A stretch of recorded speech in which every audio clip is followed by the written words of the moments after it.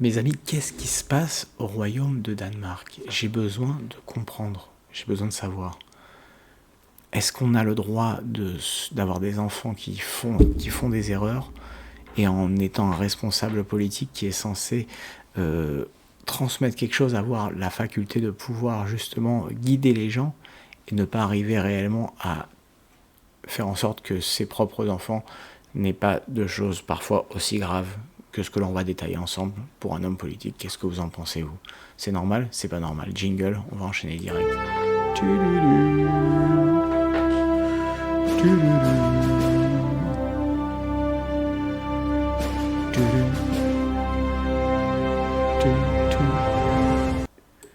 Alors, on attaque direct dans le vif du sujet. Alors, par exemple, on prend un exemple. Avant le fils de Dupond-Moretti, ces enfants de politique qui ont eu des ennuis avec la justice. Donc là, on parle de l'affaire du fils donc, de monsieur Dupond-Moretti, qui aurait eu des soucis. Et donc là, on va attaquer juste sur un petit listing, comme ça, par hasard, du nombre de personnes. Donc, alors, le fils de monsieur Dupond-Moretti, qui est ministre de la Justice, au passage. Bon, le métier de parent n'a rien de difficile, etc. Vous voyez bien la difficulté avec laquelle a tourné l'article Sud-Ouest, on le voit. Le métier de parent n'a rien de difficile. Oh, nous sommes tous des humains. Ouais, qu'est-ce que vous en pensez, vous? Dites-moi ce que vous en pensez dans les commentaires, votre avis sur le fond de ça. Est-ce qu'on a le droit à l'erreur quand on est parent, mais responsable politique? J'imagine que oui, mais en gros, est-ce que quand même on ne doit pas...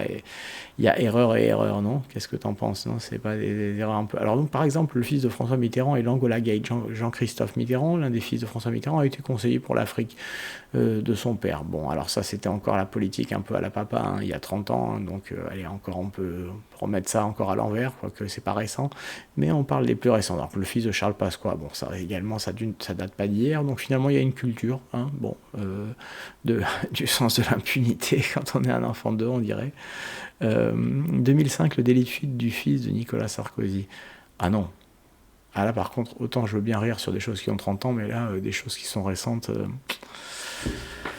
2005, le fils du... Ça fait 17 ans quand même. Non, c'est moins récent finalement. Le temps passe quand même. Mais là, on touche pas à mon Nico. Là, il y a un malentendu. Là. Je pense que là, on s'est pas compris. Là. Donc, le fils de Nicolas Sarkozy a osé faire un délit de fuite.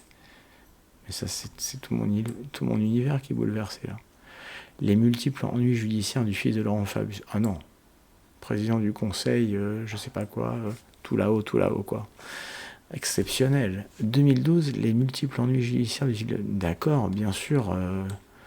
La condamnation du fils de Marisol Touré. Oh non, non, pas toi Marisol. Oh non. Tu m'avais promis, tu m'as dit... Je guide le peuple en tant qu'élu politique et mon fils, je le guide aussi. Mais alors, je sais pourquoi il s'est retrouvé à faire du trafic de drogue, ton fils, Marisol Touraine, en fait. Si tu peux m'expliquer, en fait, moi, juste pour comprendre. Le fils de Noël Mamère interpellé à Paris. Bah non, pas toi Noël, mais non. Oh, mais c'est pas possible, mais qu'est-ce qui a foiré, les gars? Oh là là, mais c'est fou le nombre, parce que tu vois, on prend au ratio du nombre de politiques qu'il y a, et au ratio, je prends le triple peut-être en quantité de gens au hasard, et je suis sûr qu'ils n'ont pas les mêmes casseroles, quoi. C'est fou le nombre de casseroles qu'il y a condensées d'enfants d'eux.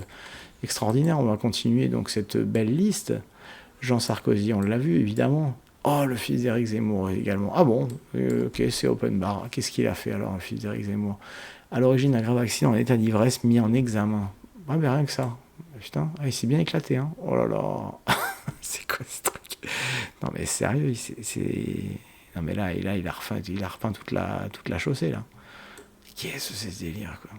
Il est à peu près 15h ce lundi lorsque Hugo Zemmour, les traits tirés, s'engouffre avec son frère Thibault dans un taxi rue du Bastion devant une sortie du tribunal judiciaire de Paris du 15-16 17e arrondissement. Il sort tout juste du cabinet du magistrat instructeur à qui une formation judiciaire a été confiée, la main sur le cœur, à la suite de l'accident de la route qui a fait 2 blessés graves samedi dans le 6e arrondissement. Bah oui, t'as essayé de repeindre toute la rue, poulet.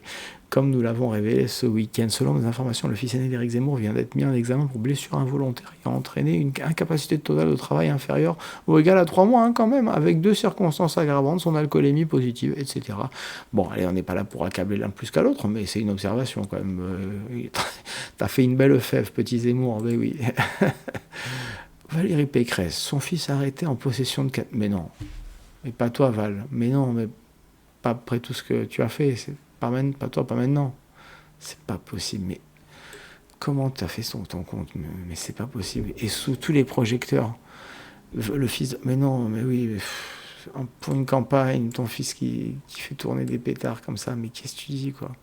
Mon fils a passé 7 ans en garde à vue pour un joint. Mes adversaires ont prévenu les médias, ça tournait en boucle sur les réseaux. Mon fils était majeur étudiant, il n'habitait plus à la maison, il était très meurtri, mais c'est destiné à m'atteindre. Cela aurait pu briser notre famille.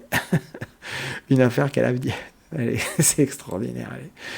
C'est du Barbara Cartland, je te jure, les déclarations des politiques.